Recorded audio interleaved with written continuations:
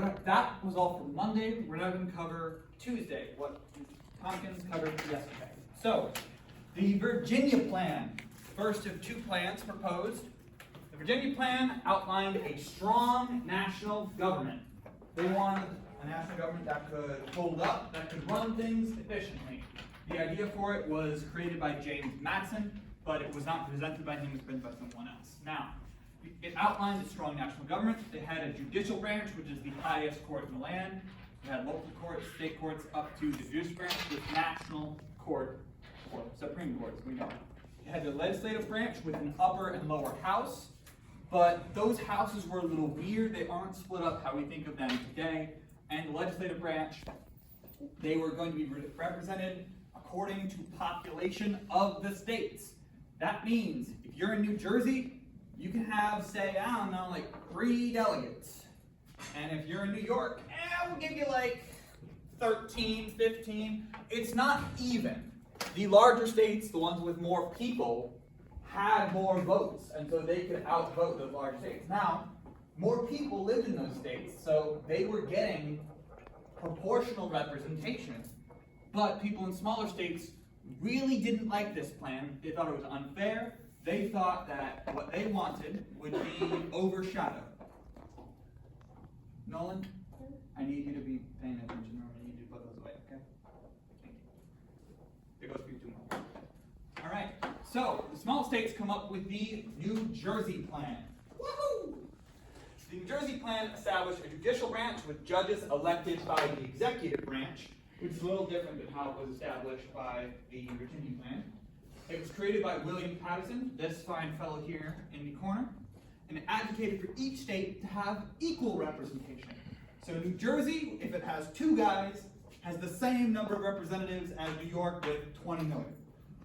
You know, no matter how many people those states have, they all have equal representation. People from big states hate this plan, because even though there's a bunch more people in the big states, they only have as much say as those other little states. They don't think it's very fair. And so all the people in the little states, they hate the Virginia Plan. All the people in the big states, they hate that stupid New Jersey Plan. No one's happy. Things are not going well. Now, enter the Connecticut Plan. The Connecticut Plan is proposed by this guy, Roger Sherman. Sherman proposed the legislature, the Congress, to be split up in 2. Half of it is going to be proportional.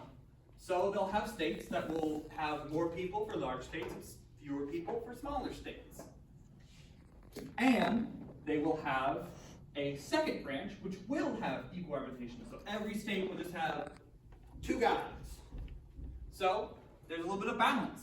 In the second house, that everyone has equal representation, so states won't be overruled. And in the first, it's proportional, so the bigger states have their say. So, the Connecticut Plan also did away with the Articles of Confederation. Now, the Virginia Plan and New Jersey Plan both had different approaches. One of them wanted to just kind of do away with the Articles. The other wanted to edit them. But the Connecticut Plan did away with the Articles of Confederation. Its plan would replace the Articles. Now, you guys are going to be doing some writing today, unfortunately. Here's the deal. You guys are going to choose a role. You can write as James Madison, as William Paterson, or as Roger Sherman. Basically, you're writing a letter on the back of this paper. All you have to do is write in favor of one of the 3 plans. So, you can choose to say, oh, I think we should use the Virginia Plan, it's awesome, here's why. You can say, oh, I think we should do the New Jersey Plan, it's awesome, here's why. You say, I think we should do the Connecticut Plan, it's awesome, here's why. Connecticut Plan is known as the Great Compromise. Now, you all are going to need your Chromebooks, because there are some primary sources listed for you on Classroom. We'll work through them and hold them up together, but essentially, they have a section of quotes from both the Virginia and New Jersey Plan. in your guys' writing, you'll need to include a section of at least one of them. So you have to quote from some part, thank you, Mr. Earl, of these primary sources here. So I'm going to read through them with you. We're going to work through them, and then you guys are going to grab your Chromebooks, and I'll give you some time to write. So this is from the Virginia Plan. Resolved, it is the opinion of this committee that a national government ought to establishing the supreme legislative, judiciary, and executive branch. So that's the establishing of 3 branches right there. Resolved, national legislature ought to consist of 2 branches. All right. Resolved, the members of the first branch of the national legislature ought to be elected by the people of several states for a term of 3 years, to receive fixed stipends, in which they be compensated, and to be ineligible to any office established by a particular state under the authority of the United States. It's a lot of words. Basically, they're just saying, hey, we're going to have proportional representation. More states are going to have more people. Mr. Earl, if you could scroll down. The touchscreen will work as well. Lovely. So, New Jersey plan. Big old block of text here. A little miserable. If you take a section out of here, you can just quote a line of it or just a short section. So, resolve that in addition to the powers vested in the United States Congress, they be authorized to pass acts for raising revenue. So, this Virginia plan specifically says that we can raise money. We can level duty or duties on goods, those are taxes or tariffs, and we can do that for merchandising or foreign growth or manufacture. We can import things from the United States, stamps on paper, vellum, or parchment.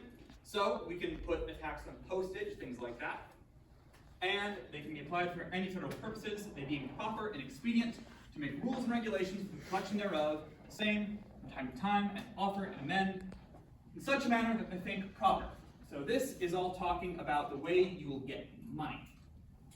And it is a firm outlining of that. Now, I'll need you all to go grab your Chromebooks. We're going to have 10 minutes here.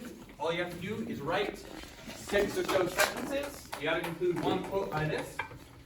Your goal is to write a letter to try and support one of these 3 sections.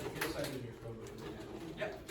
If you need help, you can go to Mr. Earl, you can go to myself, or you can go to one of our assistant teachers here. Not advance for. Yeah. Please let me know if you need anything. This is on classroom, these circles. What is on classroom? You only need one quote, and the quote does not have to be a complete sentence. It can be a fragment, it can be a phrase, but it needs to be more than one word. It needs to be at least a phrase. It's slide into your Chromebook. Okay. And then when Tyrus gets back in, it's good. Okay.